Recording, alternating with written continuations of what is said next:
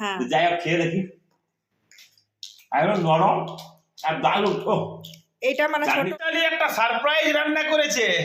তো এটা কি রান্না করেছে মিতালি? এটা সাবু আর সুইট কর্ন দিয়ে নানান রকম ভেজিটেবল দিয়ে বানিয়েছি। আর এই চাটনিটা বানিয়েছি টমেটো পুড়া, পেঁয়াজ পুড়া আর রসুন পুড়া আর আদাটা কাঁচা দিয়েছি, দিয়ে পেস্ট করেছি আর একটু ধনেপাতা দিয়েছি। তো আজকে খেয়ে দেখো, এটা যথেষ্ট হেলদি খাবার।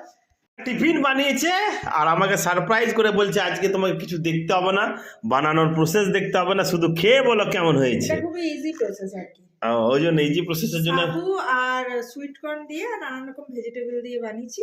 আর এখানে চাটনিটাও যথেষ্ট হেলদি চাটনি, অথচ একটু ইউনিক টেস্ট হবে আর কি। খেয়ে বলো কেমন লাগছে। তো চলুন খেয়ে দেখি। ইউনিক ধরনের টিফিন, একদম ইডলির মতো শেপ, একদম খেয়ে বলো কেমন হয়েছে। ইউনিক নরম নরম সাবু দিয়ে তৈরি, সাবু আর সুইট কর্ন পেস্ট করে করেছে বলছে, আর সঙ্গে গাজর ফাজর দেখতে পাচ্ছি, আর এখানে আছে কি পিস আছে। হ্যাঁ তো যাই হোক খেয়ে দেখি একদম নরম আর দারুণ। ও এটা মানে ছোট বেবিরাও খেতে পারবে, চাটনিটাও খুব সুন্দর হয়েছে। হ্যাঁ ছোট বেবিরাও খেতে পারবে, বয়স্ক মানুষরাও খেতে পারবে।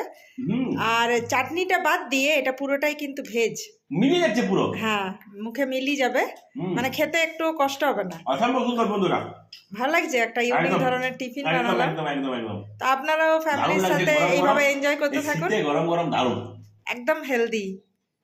তো ফ্যামিলির সাথে এনজয় করতে থাকুন প্রত্যেকটা মুহূর্ত, আর ইউনিক ইউনিক এরকম টিফিন বানিয়ে বানিয়ে খাওয়ান।